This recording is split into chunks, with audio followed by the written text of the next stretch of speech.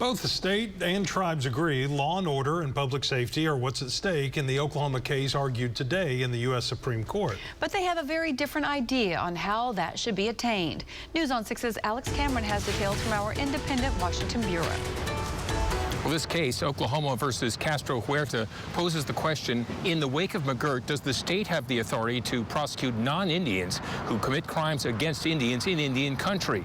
For Governor Stitt, there's just one answer. We are either one state in the state of Oklahoma, or we're busted up into 6 different jurisdictions. The court's 2020 McGirt decision recognized that the reservations of the Creek, Cherokee, Chickasaw, Choctaw, and Seminole nations, about 40% of the state, were never actually disestablished, giving criminal jurisdiction in Indian country to the tribes and the federal government, which Governor Stitt says aren't getting the job done. They simply do not have the resources to prosecute anything beyond a murder, rape, some of the most violent crimes. They're just going unprosecuted in eastern Oklahoma. Well, I happen to live in eastern Oklahoma, and it's not true. Cherokee Nation Principal Chief Chuck Hoskins says the governor is guilty of exaggeration. The governor, it's in his interest to make sure there's this picture of chaos. Why? Because he is bent on undermining tribal sovereignty. Hoskins says the tribes are doing their part to handle increased law enforcement responsibilities, but says he remains open to the idea of negotiating a compact with the state for shared criminal jurisdiction. What I can't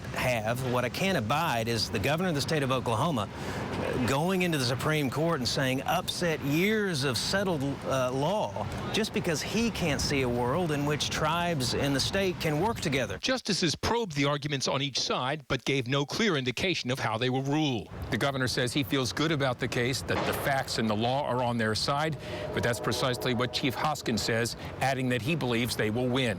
A decision should come in about 2 months. At the U.S. Supreme Court, I'm Oklahoma's own Alex Cameron.